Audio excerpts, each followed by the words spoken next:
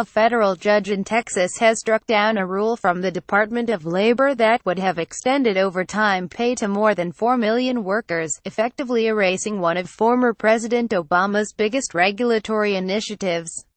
In the ruling, first reported by Bloomberg BNA, the judge wrote that the agency improperly looked at salaries instead of job descriptions when determining whether a worker should be eligible for overtime pay. The judge, Obama appointee Amos Mazant, initially put the rule on hold last November.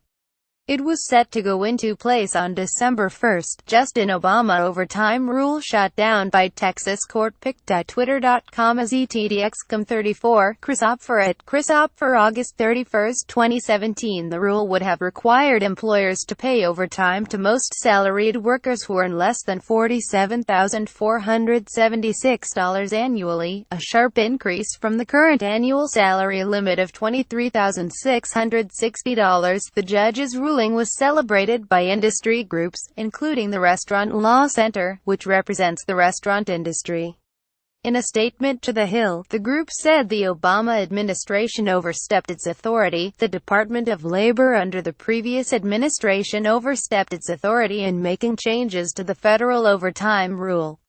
Today's decision to invalidate the rule demonstrates the negative impacts these regulations would have had on businesses and their workers. We will continue to work with the Department of Labor on behalf of the restaurant industry to ensure workable changes to the overtime rule are enacted, the group said in a statement.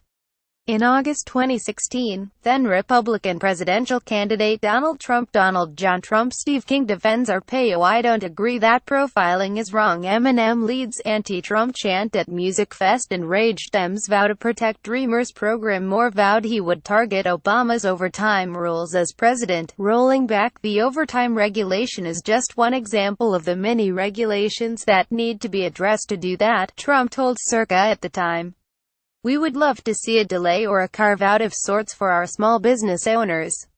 The initial block on the rule last year was celebrated by manufacturers and business groups, who called the Obama-era regulation anti-business. Today's decision is an important win for all manufacturers in America, halting what would have been a dramatic and devastating change in labor law that manufacturers could not afford, said Linda Kelly, general counsel for the National Association of Manufacturers in November.